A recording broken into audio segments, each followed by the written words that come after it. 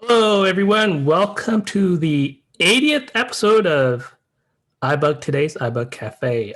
I am your host. I am here joined by our leadership team of Michael McCulloch and Sandhya Rao, and our wonderful presenters, Chanelle Allen and Kelsey Nicolay. So before we do our introduction, I do want to say one thing. This is the last cafe. We've had 11 events. And with one today. And this stuff, the things that we do cannot be done without these amazing presenters who have taught us something very deep into an iOS app. So I just want to say on behalf of the leadership team and myself, to all those presenters, thank you very much.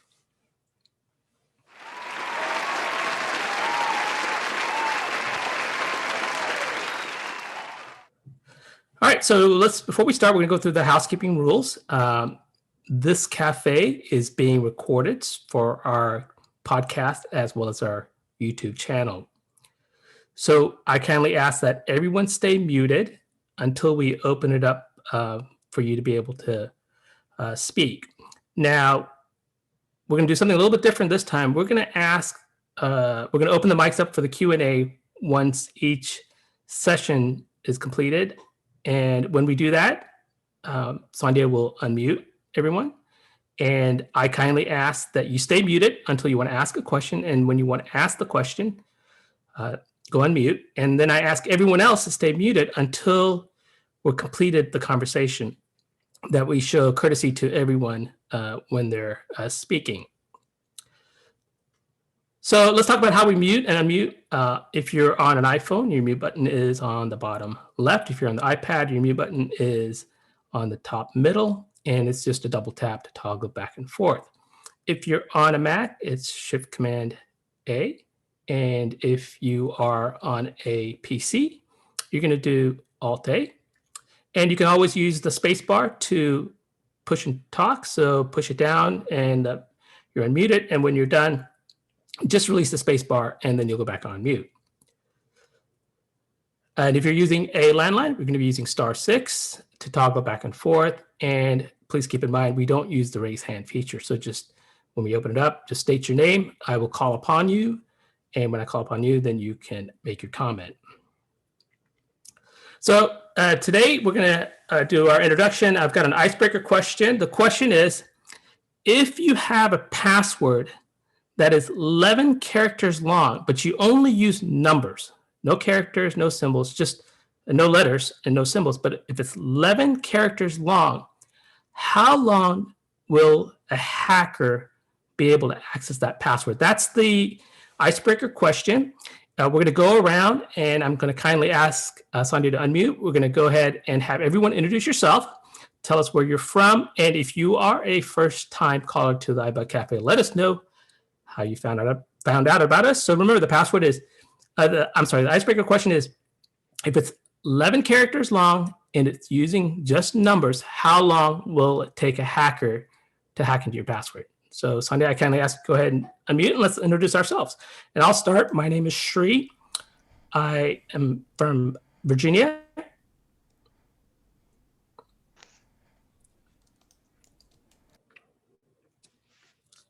Sree, were you saying something after you were from Virginia? Because you kind of cut out there. No, that was it. I was just going to go ahead and have Sandhya unmute and let's go around and introduce ourselves and This answer the is- icebreaker. This is Herbie in Houston, and I would estimate an 11-digit number-only password would take about 99 seconds. Okay, next. Susan from Houston, and Susan? I don't know. Okay, next. This is Chanelle in Houston, and I'd say, I don't know, we'll say 11 minutes. 11 minutes, okay. Next.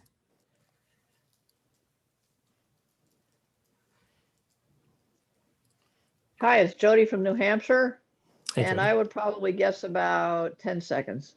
10 seconds, okay. Next. Michelle from Virginia, and I don't have an answer to your question. All right, okay. Next. Sharon from New York, I'm going to say 60 seconds. 60 seconds, okay. All right, next. Did, Julie from Iowa. I will say 2 minutes. 2 minutes. Okay. this is Isaac in Trouble, Texas, and I would say probably 50 seconds. 50 seconds. Okay. Marion from Tennessee, and I missed the question. I'm sorry. It just came in a. That's all right. few The question seconds ago. is, how long will it take a hacker to crack a 7-character password that only has numbers? Sree, I think you said 11, right? 11 characters, yes. Yeah. I can't even take a guess. All right, thanks. This is Greg from Texas. Hey, I'd Greg. say less than a minute. Okay. All right. Anyone else? This is Ned from Kyle, Texas, and I would also say less than a minute. 50 seconds Okay. to 60 seconds. Yeah, somewhere there. Okay. This is Dan from San Diego. I would say 70 seconds. 70 seconds. Okay. All right. Dan, This is Sandhya. I feel like we're on Price is Right. I'm going to say 10 minutes. 10 minutes. Okay. This is Deb from Wichita, Kansas, and I think maybe 3 minutes. 3 minutes. Okay. All right. Anyone else? How about you, Michael? Michael in Houston, $1. $1. Okay. All right. Well, I'm going to tell you later on. So stay tuned. Aw, that's not fair. All right. Gotta So keep us paying attention. yes. So before we start, I would like to ask Sandhya, would you kindly tell us what's going on this week in iBUG? All right. Okay, hold on tight. Okay. We got lots of good stuff going on this week. So let's get started. It's a busy week for iBUG. Let's start. All times are central. Let's see. First things first, we have our Ibugbows conference call tomorrow night. Yes, tomorrow's Monday. Monday from 7:30 to 9:30, and look out for some new announcements starting in January. We're going to be moving that up to 7 Central Time. So we will get started earlier, and we hope you'll join us for that. And that's all things related to iOS and peripherals. So if you have questions, join us on the same Zoom conference line. Then on Tuesday, we have iBUG Mini Buzz on Clubhouse. And so that will be from 5 to 6. Check it out on that platform. Next, on Wednesday, we have iBUG Mac Buzz on Clubhouse from 5 to 7. And there we talk about all things related to the Mac. If you have questions, come to Clubhouse that day.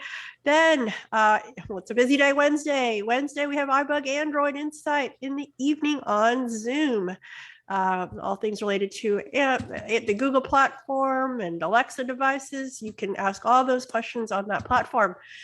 Then we have on Thursday, it's iBUG's live talking about on Clubhouse again and talking about Christmas shopping, and hopefully you have started, but if you haven't, we will have some ideas for you. So come on Thursday from 6 to 8 p.m. on Clubhouse. And then right after that, at 8 p.m. on Zoom, we're going to be doing iBUG Trekkie Talk, where slowly we're finishing up the Discovery Series 3, the last 2 episodes. And then in January, we're going to be going back to Next Generation. So for you Next Generation fans, we hope that you'll come join us. And that's going to be starting with season 4, because we watched the other 3 seasons a while ago. Next, the next event that was Thursday. Then Friday, we have our iBUG Night at the Virtual Movies. And that's always a lot of fun. That'll be at 8 p.m., 7:30 for the social time. And Trekkie, then we have discussions and trivia to follow. Then on Saturday, we have iBUG Apple Workshop from 2 to 4 Central. And this one's a special holiday edition. So you'll have some entertainment and some fun games. So And we'll have a little bit of educational information there too. So please come for that. And then, well, the next cafe will be in 2022 on January 10th. So that's a long time from now. So be ready for that. And another event that will be happening in January is the iBUG Vila Book Club. Get ready. If you have time over the holidays, you can start reading our next book. And that will be on the 13th. It's called Commonwealth by Ann Patchett, DB 86,217. Commit that to memory because I probably won't remember it after this. Let's see. What else? Social media. You can visit our website. That's the best place to get all of your information, ibugtoday.org. And .com will get you there as well. Have Twitter is at iBugToday. Facebook.com/group/iBugToday is a great place to post questions and get all the information, and all kinds of questions will be entertained there. If you need help with your iPhone, you're a beginner user, you can fill out the forms on our website to join the iBug Jumpstart Mentoring Program. And if you are proficient or more than proficient, an advanced user of your iPhone, you could be one of our mentors. And we are so grateful to all of them who help us with our mentoring program. So there's an application for you as well. And we have some of our lovely mentors on this call, and we truly appreciate what you do for iBug. All right, Sree, I think that is everything I have. So Okay, sounds good. Thank you. Lots of stuff going on. I did want to mention that if any of you are interested in doing presentation at the cafe, please reach out to me offline. I'd love to have you guys come out and do some demonstration for all of us. So with that said, Sandhya, quick question. How many participants do we have? 26. 26. Okay, my math is really bad, but I got some bad news to tell you guys. Santa Claus is not happy today because 2/3 of you use the same password in multiple different locations. And with that, if you're expecting some Christmas presents, you're not getting it. But I do have some good news because you have 13 days to fix this. And today we're going to give you some tools to show you how you can fix it if you use one password in multiple places. And I'm going to explain also to you why doing with having just one password has a lot of risks. And I'm going to give you some examples.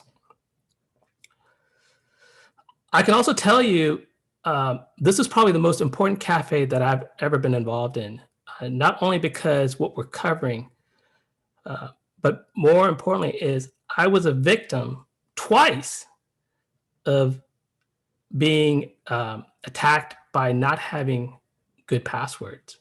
So hopefully you'll take what we teach you today or what we go over today very important to how you keep your passwords.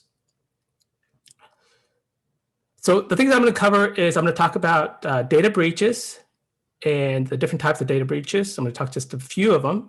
I'm going to talk about how strong a password is. And I'm going to talk about Apple's two-factor authentication with the Apple ID. So what is a data breach? Data breach is when a hacker unlawfully steals your data. And they use a tool called malware. And what malware is basically a malicious software that's going to cause harm or damage to your device. And according to Forbes magazine in 2021, when they talked to organizations, 78% of them said they're not ready for a cyber attack. And according to Forbes, by 2025, it's going to be a $10 trillion market for cyber attacks worldwide. There's been about 285 million individuals that have been, some part have experienced a cyber breach. And in 2020, FTC has received more than 1.4 million individuals whose identity has been stolen. So let's talk about some companies that have experienced a data breach. And some of them you guys might have heard of, and some of them you may have to be worried because you may be part of this organization. If you lived on the East Coast, Colonial Pipeline, they had a major data breach where they were actually held with ransom. And basically what happened to them was about 100 gigs of personal data was encrypted, and they wanted, the hackers wanted the company to pay in order to give the key to unlock the encryption that they did. Facebook, they encountered 214 million users' information were stolen when they had these information in an unsecured database server. Apple experienced the Pegasus in September where they had to install the patch because they experienced a spyware. T-Mobile, if you're a T-Mobile customer, you've experienced a major data breach where anywhere between 40 to 50 million users' information was stolen. And if you are, for example, a Mint Mobile customer, a hacker came and ported your number to a different carrier, and he was able to do that for 2 days. According to Fortune magazine in 2021, they've had, they report that more than almost 1,300 companies have experienced a data breach. And on average, it cost these companies $4.2 million to address the data breach. And according to FTC in 2019, if an individual experienced a data breach, it was going to cost you around $8,500 to fix your identity issue or a data breach issue. So let's take a look at a few of the different types of phishing attack that occurs. It typically occurs through email, but it can also happen through phone. Like when you get a solicited phone call asking you to do something, or an email where it may say that you won $5,000, click here to claim it. These are all phishing attacks. And 97% of phishing attacks will occur through an email. So according to Semantic, they said that 1 in every 2,000 emails that you receive is a phishing email. And this year, they've had 134 million emails that were sent that were phishing emails. So let's talk about the different types of phishing. We have spear phishing. That is when a hacker is going after you specifically or an organization. There's also what's called whale phishing, and that is when they go after the executives in an organization where they're trying to get into the financial information. And smishing is when you encounter a short text or an SMS phishing attack. So, and the next type of phishing is spyware. This is where they don't really cause damage to your device, but what they're doing is they're monitoring everything you do on your device. They're just spying. They're gathering all the keystrokes that you do, everything you go to. They're just recording all of the stuff. And the other type of attack is ransomware. This is where a hacker will go into an individual organization and lock your data or encrypt your data. And in order to unlock it or encrypt it, you have to pay a ransom. So how do we protect ourselves? Important thing, backup. Make sure you always back up your information, your data, but you also need to understand how to recover those data, your recovery process. So you need to understand how to back up your stuff as well as how to recover when you need to. Very important, keep your OS, your iOS up to date. If you decide you don't want to do the latest update, but make sure you always update the security. There is a reason why Apple is sending security patches, because either they have encountered a breach or they found a vulnerability in their software for a breach. The second one is this one is somewhat debatable. It's about antivirus software. It's up to you. It's available. Most important thing is don't click on what you think is not legit. If it sounds too good to be true, just best thing is to delete it. All right, so we're going to go back and talk about how long does it take for someone to hack a password. Now, this is based on brute force technology. What that means is a hacker is using software to try to hack into your password. If you have 6 numbers or 6 characters that includes numbers, characters, and symbols, it's going to take a hacker seconds. If you have a password with 7 characters and it includes letters, upper and lowercase, symbols, and numbers, it's going to take him minutes.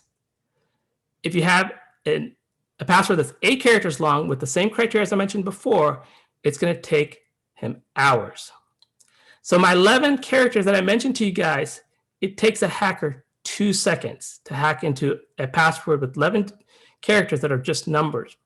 What's amazing is if you do the same thing with 11 with uppercase, lowercase, numbers, and symbols, 48 years. Think about it. Just by doing that, you've increased it to 48 years. And if you go to 12, well, you don't have to worry about it. It's because it's going to take thousands and thousands of years for the hacker to crack with current technology. So it's very important you create a password that is very long, that includes lowercase, uppercase, numbers, and characters. And we're going to give you the tools to help you do this. So how is the password stolen? Obviously, some of these you have control and some of these you don't. We have the data breach. We have phishing. People guess your passwords. Finding your password. A lot of people write their password down. It's a big no-no. And definitely don't share your password. So how do we improve our password security? When I used to work, our company used to change passwords every 30 days. But nowadays, the question is asked, why change a password if you haven't experienced a breach? Because once you experience a breach, you're going to change your password. So just make sure that if you encounter something, then change your password.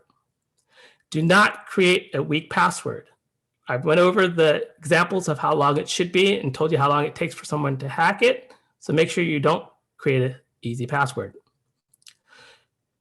And one of the most important things I want you to get out of this cafe is don't use the same password somewhere else. Every password needs to be unique. And like I said, we're going to give you the tools to make that be a lot easier for you. And finally, you want to use a 2-factor authentication. So when do you change passwords? Obviously, if you experienced a breach. Also, I would highly recommend if you have a router and your router has a sticky note with the password on it, that means somewhere out there, that password information is out there. So make sure that if you have any passwords that you received through a sticky note or a label, make sure you change those passwords because otherwise it's out there somewhere. And obviously, if you received a password through an email or an SMS message that's not secured, definitely change your password right away. All right, so we're going to talk about 2-factor authentication. This is where you set up Apple's 2-factor authentication, and this has to do with when you are using your Apple ID. And I'm only talking about 2-factor authentication regarding your Apple ID. When do you need it? It's whenever you log into a device that you have not logged into before. A 2-factor authentication is going to protect it for it. And I'm going to tell you how to set it up in a second. Make sure that when you do a 2-factor authentication, you always have a trusted device. What is a trusted device? A trusted device is a device that you have in your possession. Think of it as a key to the door, only one key. You have to make sure you have a device that is in your possession. That could be your iPhone, your iPad, your Mac, or your iPod Touch. They just have to be in your possession.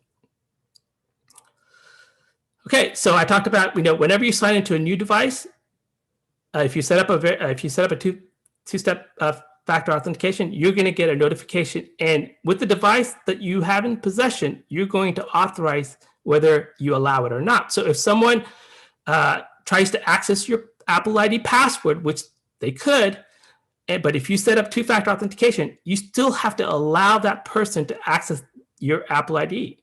So that's a good way of protecting yourself. Okay, so once you sign into your device with the 2-factor authentication, you don't have to go back and do the 2-factor authentication again. So it's only one time just to make the verification. Okay, and the way we set up a two-factor authentication is we're going to go ahead and go to your settings. You're going to double tap on it. You're going to go ahead and swipe right till you hear your name. Then you're going to go ahead and double tap on passwords and securities. And once you double tap on password and securities, you're going to go ahead and swipe right till you hear two-factor authentication. And when you double tap on that, it's going to ask you to enter a phone number. This is your phone number to your mobile device. You go ahead and put that in. I would also suggest that you add a secondary number, especially if you only have one Apple device and then you get a new device. You need another device to get your verification. So either your spouse, even your home phone number, just the other number that you can add to. And once you add that number, you're going to go ahead and swipe right till you hit next. And then you're going to go ahead and double tap on the two-factor authentication, and then your two-factor authentication can be set up. Now, keep in mind, if you do set up a two-factor authentication, if you keep it active for 2 weeks, then it automatically stays active on that Apple ID. You can never remove it. It will always be there. And if you ever set up your Apple ID with a security question, after 2 weeks, that question will be removed and you will only be able to use the two-factor authentication. And just quickly, there's other tools besides the Apple ID two-factor. You have a Google Authenticator, you have Microsoft, you have other devices that you can use to verify your authentication. We're not going to cover that here, but I want to let you know that whenever you try to set up these kind of accounts, try and set up two-factor authentication, whether it's Twitter or any other applications. Try and set up the two-factor authentication so you can protect yourself with the password. So with that, we've got all these things that we've covered, and I'm going to go ahead and tell you guys, we're going to give you some tools to help you set up these two-factor, not the two-factor, to make it easier for you to be able to use different passwords in all your other applications. And hopefully, presenting these two different types of tools will make your life a lot easier. So with that said, I'm going to go ahead and open it up to our first presenter, Kelsey. Now, Kelsey Nicolay has been part of our iBUG family for a long time. She's part of our mentor program that Sandhya talked about previously, and she's done some presentations before. And Kelsey's going to talk about the Apple's Password Manager. And a Password Manager is a tool that allows you to manage all your passwords. She's going to talk about the Apple Keychain's password. So Michael, if you could just play Kelsey's audio file. Good afternoon, fellow iBUG members. Today I want to talk about a feature on iOS that has really been a lifesaver for me, and that is iCloud Keychain. I had been avoiding this feature for a while because I was kind of concerned about how secure was it. Basically, what iCloud Keychain does is it allows you to store your passwords, credit card information. You can even store your bank account information. If you, for example, if you have an Apple card and you need to make a payment in the wallet app, you can store your bank account information in Keychain. That way, next time you make a payment, you won't have to enter that in again. And what are the requirements to have for iCloud Keychain? First thing is you'll need to go into settings and Safari, and you'll need to make sure that Autofill Passwords is turned on. If Autofill Passwords is turned off under Safari settings, Keychain will not work. And once you have enabled that feature, you'll also need to go into settings. You'll double tap on your name. You'll swipe down, you'll swipe right until you hear iCloud. You'll double tap on iCloud. You'll go ahead and use your rotor to go to headings. Under the heading that says apps using iCloud, you'll swipe to the right until you hear Keychain. Now, Keychain is off by default, so you'll need to double tap to turn it on. And the phone will prompt you for what you'll need to do to turn it on. One of the requirements for iCloud Keychain that recently changed is you will need to make sure that your Apple ID is protected with two-factor authentication. It used to be that you could set up iCloud Keychain using your passcode or recovery code and Touch ID without the use of two-factor authentication. However, Apple has recently changed their policy. So if you're going to use iCloud Keychain, you'll need to make sure that you are also using two-factor authentication. In addition to that, you will also need some form of biometric authentication, whether that is Touch ID, Face ID, or a passcode. Again, if you are not using one of these forms of authentication, iCloud Keychain is not going to work. And the way that iCloud Keychain works, as an example, let's say that I am creating an account on a website where you need to create a login. Once you create your username and password and you've set up your account, Safari is going to prompt you, do you want to save this password? And clicking on saved passwords, if you click on save password, it will automatically save to your keychain. Now you need to be careful with this. I learned the hard way once that if you change your password on the website and you try to log in to that site, if you have keychain enabled, keychain is going to go back to the old password and your login is not going to work. So if you change your password on the website, you also need to go in to your keychain and you'll need to change the password in there so that you're not logged out of your account. I did have that happen to me once and it was not an easy thing to get past. So it's better to avoid that situation rather than be stuck in there when you are trying to log into a system that you are pressed for time to do. You can also add a password manually. At this point, I'm going to show you available settings you have for iCloud Keychain. Open settings. Settings. Okay, so I'm in my settings, so I'm going to double tap on my name. Dictate. Kelsey Nicolay. Apple ID. Edit. I'm going to locate iCloud. PM name. Password. Pay. Subscribe. iCloud. Button. Storage. Heading. Apple ID. Back. I manage storage. Apps. Photos. Mail. On. Contact. Camp. Reminders. Notes. Messages. Safari. On. News. Stocks. Home. Health. Wallet. Game Center. Siri. Keychain. On. You heard it say keychain on. My keychain is on. I'm going to double tap just to show you. iCloud Keychain. On. iCloud Keychain keeps iCloud Keychain keep iCloud. Back button. And if your keychain was turned off, this is where you would go to turn it on. Now I'm going to locate button. Passwords. Kelsey Nicolay. It what sounds and habits. General controls. That's wallpaper. Siri. Touch ID. Emerge. Exposure. Battery. But privacy. App Store. Wallet and app. Passwords. Button. Selected. Alert. Touch ID to view saved passwords. Now you'll notice Anthem.com. when you click on passwords, in order for me to even get into it, you will need to authenticate, whether that's with Touch ID, Face ID, or a passcode. So if you have any concerns about other people being able to view your passwords or that they're not secure, just keep in mind that even if somebody were to get a hold of your phone and they were to double tap on passwords, they still would not be able to view them because you as the user will need to authenticate. So I'm in my passwords. Passwords. Button.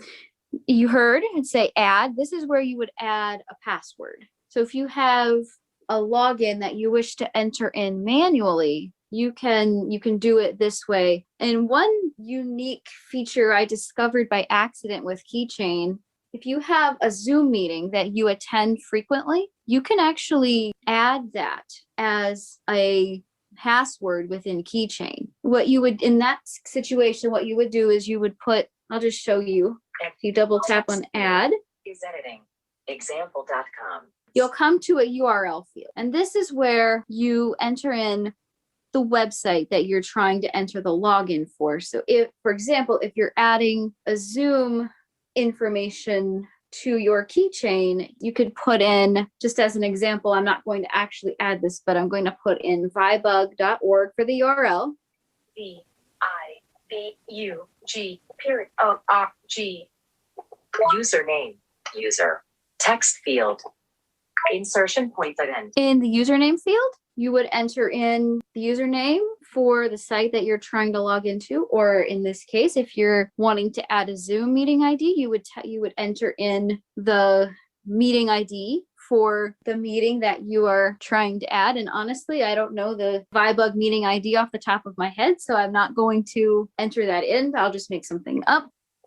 1, 2, 3, 4, 5, 6, 7, 8, 9. Password. Text field. Double tap to edit. Insertion point at end. For under the password, you would type in your login password, or if you are doing this with a Zoom meeting ID, you would enter in the passcode that was associated with that meeting ID. And once you enter in that information, there will be an add button. Text field. Can't add. Done. Dimmed. Button. And you'll notice it said done was dimmed. That's because I did not enter anything in the password field. So in order to have a complete entry, you will need to be sure that all fields are filled in. I'm not going to add this. Cancel. So I'm going to click on cancel. Settings. Back button. One more quick thing I want to show you. Passwords. In here. Button. Edit. Button. You have an edit button if you wish to edit any of your passwords. I'm going to double tap. I'm going to locate one of these passwords and I'll show you. Search field. You also have a search field. Dictate. Button. Section index. Adjustable. And this is just like your Slide up or down with one finger to adjust the value. This is just like your contacts. You have a table index that you can flick up and down through the various letters until you find the one you want. And as example, Autofill passwords. Switch button on. Double tap to toggle settings. and here again, it says autofill passwords, and that's turned on. What autofill passwords does is when you are on a website that you are wanting to log into and you are focused on the username field, your phone is going to prompt you by saying log into, then list the name of the website. If you swipe to the right, it will say use, and it will give you your username. You double tap and you'll need to authenticate. And once you do, your login information is automatically going to be filled in for you. Depending on the website, after you authenticate, it may immediately log you in, or you may need to manually double tap on the login button, but your password and username will be filled in.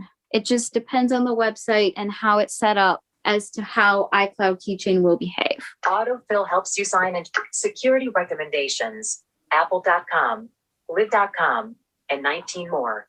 Button. Another feature of iCloud Keychain, just like other password managers that may be available, is iCloud Keychain can create strong passwords for you. So for example, when you set up an account on a website, iCloud Keychain it'll prompt you by saying iCloud Keychain created a strong password. Do you want to use that password? And you have two options. You can either choose to use the password that Keychain created, or you can create your own. The only drawback with using the password that iCloud Keychain created is if you are someplace where you need to log in from a Windows computer and you don't have your phone on you, you'll need access to that password in order to log in, which if you relied on Keychain to create a password, that could prevent you in some situations from logging in. Apple has come out with an extension for iCloud Keychain for use with Google Chrome. I have not personally used it, so I am not experienced with how that works, but it is a new feature that is available should you choose to use it. And you, just like anything else, you can share a password, although it is not recommended that you do. If you double tap and hold on a password, you can airdrop it to a recipient. You can also send it in messages, email, your typical share sheet. But again, use caution when you are sharing a password with somebody. Only do this if you need to share a password with a family member, for example. That's pretty much Keychain in a nutshell. I recently started using this feature. I had not been using it for a while because I was concerned about privacy, but now I couldn't live without it. All right. Well, thank you, Kelsey. That was very good. So now we're going to go ahead and open up the floor for questions. Like I said before, please state your name. I will call upon your name, and then you can ask your question. And I kindly ask everyone else to stay muted during that time. This is Herbie. Yeah, Herbie. All right, Kelsey. So first of all, great presentation. One thing I wanted to clarify from something you said at the start when you mentioned changing your password on a website. I'm assuming that when you're referring to changing on a website, you were not using Safari at the time?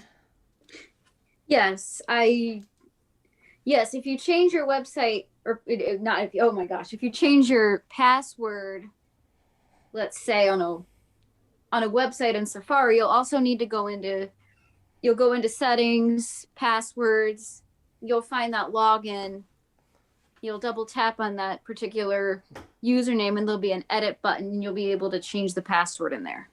Huh, that's interesting because Safari it's usually good about updating your password and keychain if you do make a change, but you're saying yes, it's. I'm sorry, Herbie. Go ahead.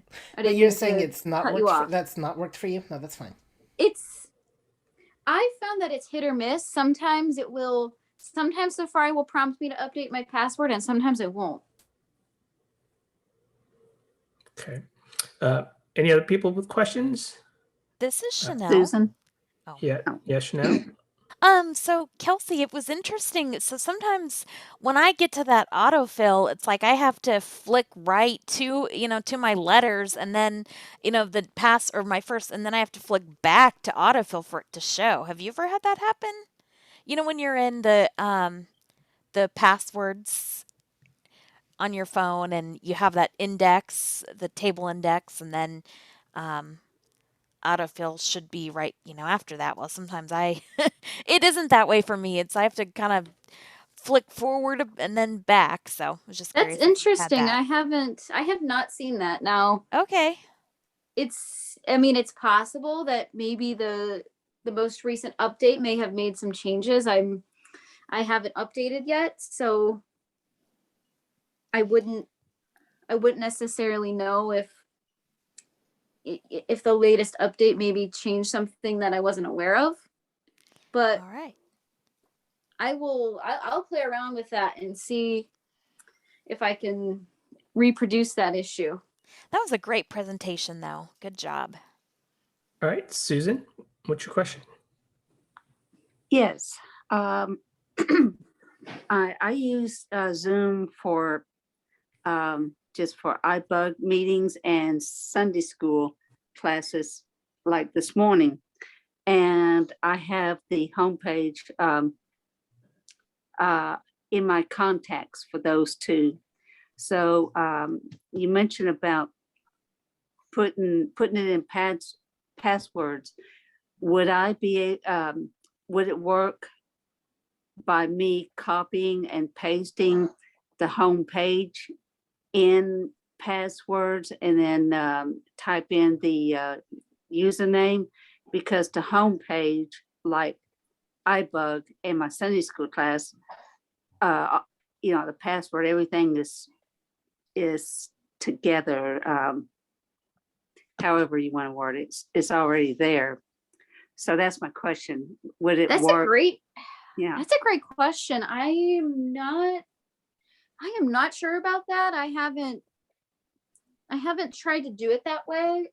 My guess is that if the password is embedded in the Zoom link and you try to duplicate the username and password, my guess is that it probably wouldn't work. But again, I've never tried that with a link that has the password embedded in it. Usually what I do is for the URL, I just put, so for example, if I was doing this for iBUG, I would just put ibugtoday.org and then in the username field, put the iBUG meeting ID, and then in the password field, put the passcode. So I'm not sure with a Zoom link how that would work. Yes, Susan. Yeah, see, for my Sunday school class, it's different. It's done, well, a couple of people or whatever. I don't even know. It's done in everybody's homes. So we all have the homepage link and just go in there, and we don't have to enter the username because it's already put in there through Zoom. But as for a website like ibug.com, we don't have anything like that. So, Well, I don't know. that's so as I said in the presentation, what you would do in that situation is you would just, in the where you put in the website, you just put ibugtoday.org, and then for the username, you just put in the iBug meeting ID, and then in the password field, you just put in the passcode. And then when you're in Zoom and you want to join that meeting, you'll be able, the autofill option will come up and you'll be able to select that password. So that's how that works. Yeah, Susan. Yeah. So that wouldn't work for my Sunday school class because it's nothing like that with, like iBug. But anyway, so I guess that wouldn't work at all since we don't. So anyway, thank you very much. I appreciate your time. All right, thanks, Susan. All right, anyone else will take one more question? Hey, it's Sharon. I wanted to. Yeah, Sharon. I'm not sure this is the right spot to ask, but so if you're saying that your passwords are weak, maybe you're going to do this later. Are you going to tell us how to go into each app and change it? Are we going to talk about that or no? This is Sree. So you're talking about, so basically what Kelsey has shown us with the Apple Keychain is when you create a password, Apple Keychain will ask you, do you want to save this in Apple Keychain? And either you can create your own custom password, or Apple will automatically create a very encrypted password. It's usually about 15 characters long, so it's a very encrypted. But the keychain will also allow for you to create your own password. I'm just letting you know, when you do that, don't create a weak password. Right. And And I'm sorry, go ahead. What I was trying to say is I have my passwords, which I'm sure you would probably tell me are terrible. I have passwords for these things. So based on what we're saying, it sounds like I should go in and either have Keychain help me or do it myself to get better passwords, right? Is that what we're saying? Well, and something I failed to mention in my initial presentation was that if your password is used on multiple websites and it may be a vulnerable password, Keychain is going to let you know, and it's not going to prompt you whether you want to change the password right then, but it will say whatever the website is, in the password, you may want to consider changing the password. Now, there is a button. If you swipe to the right of that notification, there is a button to go to the website and change your password there. So that's one way. The other way is to go into the entry that you entered in for that specific app and edit it. Those are the only two ways that you can, change it. Okay, so are you saying that activating Keychain is a good way to start to help you get stronger passwords? Yes, yes, you can. It will prompt you if a password has been used on multiple websites. So let's say you have a password that you use frequently, but you change one or two characters. Mm-hmm. So for example, if you at the end of on one website, if you have the password and it ends in a period, but on another website, if you have the same password, but it ends in a $, your keychain is most likely going to flag that because it sees that it's a similar password being used on a different website. Okay, thank you. All right. This is Kathy. Yeah, go ahead, Kathy. I'm sorry, Sree, we're going to have to move on or we're going to run out of Okay. time here. All right. So, Kathy, why don't you hold the thought, and maybe at the end we can ask your question. So I'm going to go ahead and introduce our next speaker. She probably doesn't really need an introduction because everybody pretty much knows her. Chanelle Allen has been part of iBUG for a long time, and she runs our Mac and Talk every month. And also she does, I believe, quarterly a Mac class. And in my eyes, if you haven't taken that class, you probably don't know your Mac. So if that's something that's interesting to you, definitely sign up because I know she's got a good waiting list. So Chanelle's going to talk about a very popular password manager. So Chanelle, I'll let you take the lead. All right. Thanks, everyone. So Kelsey mentioned that very pesky problem of having to fill passwords in or update your iCloud when you fill in a password on a website, let's say in Windows. Well, 1Password helps with that because you can have it on multiple devices. I demo it on the iPhone, and I'll just be talking about the iPhone app, where you get it, how you set it up a little bit, and show you how to add an entry, fill in a password, and all that other stuff. So Michael can play my recording, please. Good afternoon, everyone. Today I am going to introduce you to the 1Password Password Manager.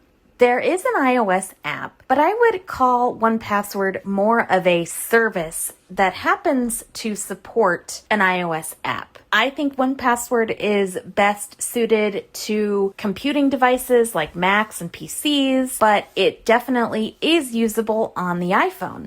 I like 1Password because it is compatible on so many platforms and devices. Another thing I like about 1Password is that you have a custom generator, so you can choose how long your passwords are, whether they use numbers, special characters, things like that. Another neat feature of 1Password, although some of the features have actually been included in the latest iOS, that iOS has an authenticator. It's able to generate codes for certain services like Facebook, Gmail. Well, I don't know if it could do for Gmail, but different services. 1Password has been able to do that for quite a while. So with 1Password, you can set it up so that when you sign into a new device, you have to use an authentication code from another authenticator app. And maybe all that sounds a bit complicated. 1Password is a little complicated to sign into on your iOS device. It is doable though. But first, I want to show you the correct app in the App Store. If you do a search for 1Password, that is the number 1 followed by the word password, it's all one word, you should find it. And here is the entry. Advertisement. 1Password, Password Manager. Generate and keep passwords safe. 0 stars. Null. Ratings. 1Password remembers all your passwords for you and keeps them safe and secure behind the 1Password that only you know. Great. 1Password, the password manager that's as beautiful and simple as it is secure. Just add your passwords and let 1Password do the rest. Sign in to websites and apps with Okay, we get the idea. So yes, we can use 1Password on websites and apps. 1Password also includes things like secure notes, which is useful for social security numbers, any other sorts of numbers and documents you want to keep safe. There is a subscription cost, and it looks to be different from the app and the website, although I think once the website adds tax, it ends up being about the same. However, on the website, if you sign up there, as opposed to in the app, you get a 2-week free trial. I did not want to sign up in the app and be charged, so I didn't find out if that's a certain thing, but on the website, you do get that 2-week free trial. I do have the app downloaded. Let's say if I just wanted to look at this App Store entry further, it's by the developer Agile Bits. Artwork, 1Password, Password Manager, Head, Generate and Keep Passwords Safe, Button, Open, Share, 27K Ratings, Awards, Editor's Choice, Apps, Button, Age, Set, Chart, Developer, Artwork, Agile Bits Incorporated. Button. So there you go. That way you'll know you are getting the correct version. Okay, let's go ahead and open the app. Open 1Password.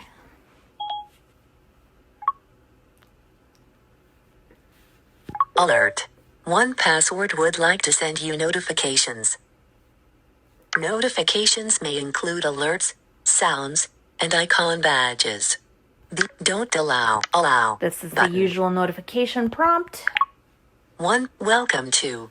Get started with a 1Password membership today. New to 1Password? Sign up. Button. Like I said, I think sign up is better on the website. Already using 1Password? Heading. Which is us. And because of checking things out and signing up, I did actually create an additional 1Password account, which we will sign into. 1Password.com. Button. iCloud. Button. Okay, if you have a 1Password vault stored in iCloud, I'm not quite sure how that's done, you could load it into the app, and then you wouldn't even need to go through the website. The thing is, you can have, let's see the other choices. Dropbox. Button. I did at one point save my 1Password vault to Dropbox, but then if I change password entries, delete duplicates, I imported a bunch of things over from LastPass several years ago. I just like the fluid experience of online because everything is updated everywhere, and I prefer to use this on multiple devices. So that's why I don't choose one of these options. WLAN server. Button. All right, I guess you can get your vault on a local area network server. WLAN server. Button. And that's the last one. So let's go to 1Password.com. Dropbox. iCloud. 1Password.com. Button. And I'll double tap. We found 2 accounts. Choose accounts to add to this device. Because I already had been playing with this app, let's go ahead and pick the one I want to add. Chanelle. Chanellem.allen@gmail.com. No, not that one. 1Password.com. That is my long established account with lots of passwords and lots of disorganization, but let's start with this new account. Chanelle Allen. CHM.Allen at Chanelle. Master password. Secure text field. Is editing. All right. Master And password. Word mode. Insertion point at start. this is where we can use iCloud Keychain to fill in the 1Password password. I was lazy. I let it generate a password for me yesterday. So Insertion point at end. Go slide our finger up. Password for my.1password.com. Added 12/6/21. And we'll be able to follow the same process when we have a 1Password password that we want to autofill. I'll just be able to slide my finger up and that'll be that. So I'm going to double tap. Alert. Touch ID to use password. Master password. Secure text field. Is All editing. right. Master password. Currently, I am performing this demo on an iPhone 7. But 1Password also works great on my iPhone 12. The iPhone 7, of course, supports Touch ID, the 12 Face ID. So let me put my finger here. Touch ID. Master password. Secure text field. Is editing. 20 characters. Clear text. Add other account. Button. Continue. Done. All right, so I was sliding my finger around on here. I found the Done button. Let's double tap that. Done. We found 2. Chanelle. Chanellem.Chanelle at continue. Let's try continue again. Password autofill. Heading. All right. Done. Enable password autofill.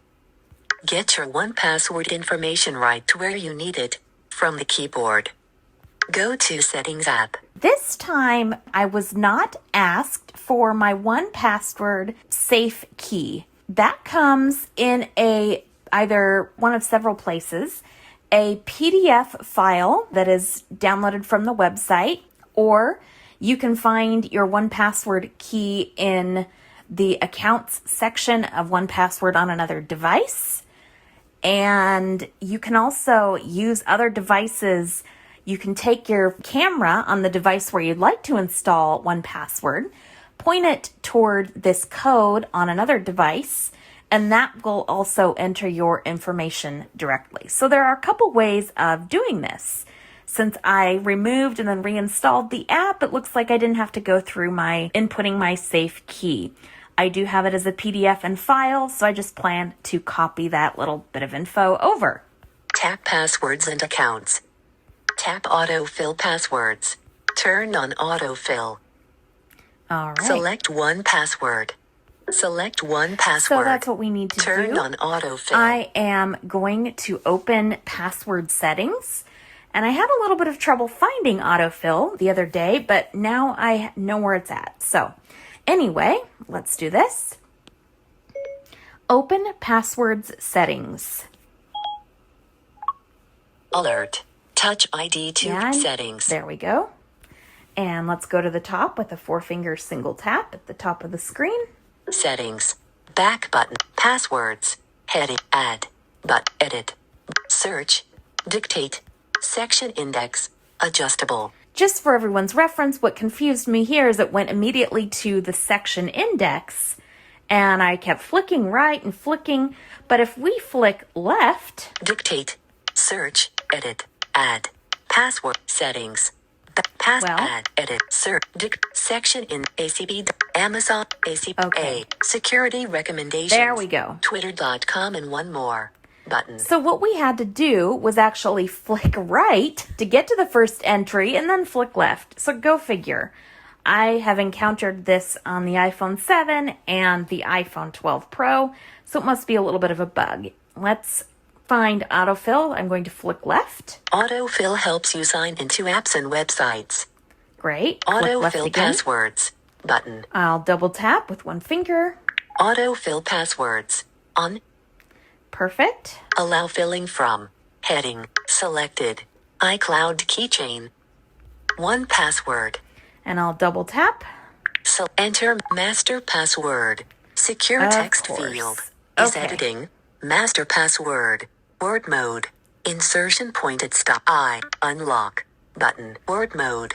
Insertion pointed start. I'm going to need to copy the password from iCloud. But if I approach this another way... App switcher. 1Password. Active. Alert. 1Password would like to find and connect to devices on your local network. Fine, 1Pass. Don't allow. Okay. 1Password.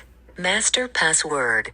Secure password for my.1password.com. There we go. Touch ID to use password. 1Password. Master password. Secure Q. Unlock. Button. Unlock.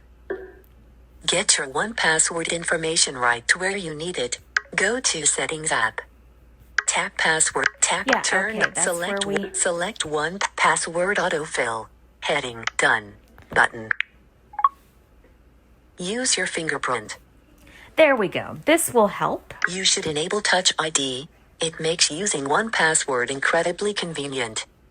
Learn more about Unlock using Touch ID. Unlock using Touch ID. Switch button. On. Okay. Let's go. Button. There we go. Categories. Heading. All right. So now we have the vault up, which I'll show you in a minute. Let's return to settings. App switcher. Settings. Active. Alert. Touch ID to settings. Master password. Secured Q. Master insertion pointed end. Unlock. Button. Oh, lovely. Let's see. Unlock. Cancel. Unlock. Master password. Secure text field. Is editing. Please try again. Word mode. Okay. Unlock. What I am going to need to do is copy the password from my iCloud Keychain. 1Password. Heading. This is why it's a great idea to know your master password. And I know it for my other account. I have it memorized because I painstakingly created it, but I was being lazy with this one. So that's the beauty of 1Password and other things, is you do have to know your password to get access to the critical information. I will say it can initially be easier with iCloud passwords on your phone, the iCloud Keychain. You just use your fingerprint or your Face ID, or I guess you can enter your iPhone security code. What I find annoying, though, is using iCloud passwords, the extensions for Chrome on the PC, just because every time you close the browser and reopen it, you have to enter a new code that the system has generated rather than the password that you know and remember. So anyway, that's why I prefer 1Password even over iCloud passwords on my other devices. Well, except for my Mac. Let's find this other password so we can copy it. Cancel. 1Password. Heading. Cancel. Button. Autofill passwords. Back button. Let's do Password. this. Okay. Go to the end. Empty lid. 900. 1Password.com. No username saved. Button. Delete. All right, let's see. Activate. Passwords. Back. 1Pass. Share. Edit. Username. User. Set up verify. Change password. Account option. Safari. My.1Password. Website. This password was Genjin Bonza. Password. User. Edit. Change password. 1. Share. Edit. Button. Edit. Edit. Done. Share. 1 done. User password. Just so everyone knows, before you go in 1Password and you don't want to go into the settings app right away, you want it to get to the screen where you would be prompted to use Touch ID first, then you go into settings, passwords, and autofill and set it up that way. So let me use my finger. Settings. 1Password. Heading. Done. Show usernames and websites. 1Password will show usernames and websites above the keyboard when you use autofill. Yes. Show usernames and websites. 1Password will show usernames and websites above the keyboard when you use autofill. Switch button. On. Perfect. Auto-copy one-time passwords. 1Password will automatically copy one-time passwords to the clipboard when you select a login for autofill. This feature requires notifications. Auto-copy one-time passwords. 1Password will automatically copy one-time passwords to the clipboard when you select a login for autofill. This feature requires notifications. Switch button. Off. On. Auto-copy All one-time right. password. 1Password. Heading. Done. There Button. we go. Now that's done. Passwords. Back button. Okay, the second thing that we actually need to do with 1Password is enable the Safari extension. What we did in enabling autofill still works in Safari. I went through Safari for the last several months of having iOS 15, not realizing I needed to enable the extension, and my passwords were definitely filling in Safari. But I think that enabling the extension allows you to get into some other things like the password generator. I haven't played too much with that, but let's go into Safari settings and enable this extension. Open Safari settings. Settings. Safari. Heading. And I want to go to extensions, which, oops, Allow Safari to access. Heading. I was doing my heading gesture that works on the other phone. It's not on this Words. Speaking rate. Volume. Sounds. Language. Container. Headings. Search. General. Tabs. Heading. Privacy and security. Heading. Settings for website. Privacy preserving ad measurement. Check. Allow websites to check. About Safari. Clear hit. Settings for websites. Page zoom. Record. Reader. Camera. Microphone. Location. Reading. Automatic. Advanced. Reading list. Settings for websites. Fine. Let's see. Privacy. Allow Safari to automatically close tabs. Close. Open. Allow web. Selected.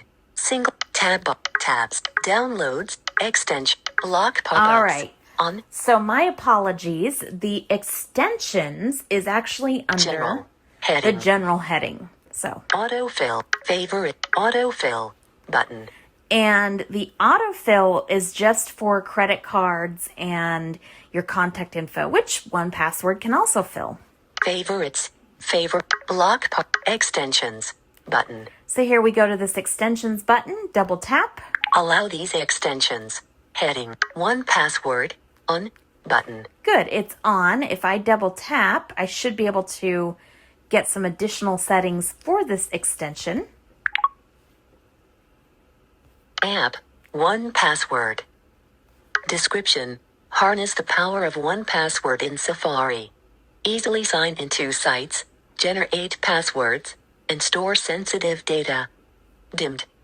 Permissions for 1Password. Heading.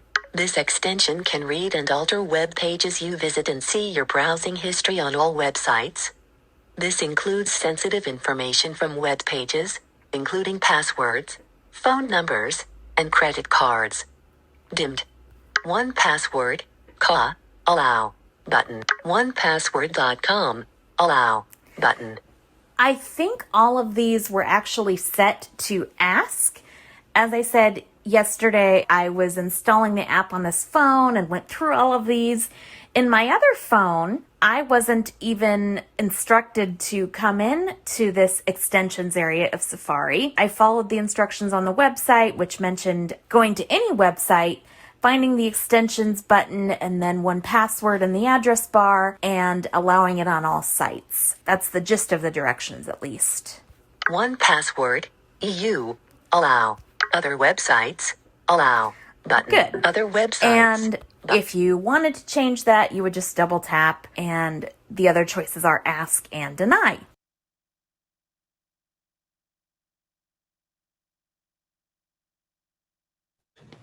Okay. What we're going to do is open up some questions. Just let's ask questions in reference to what she just covered.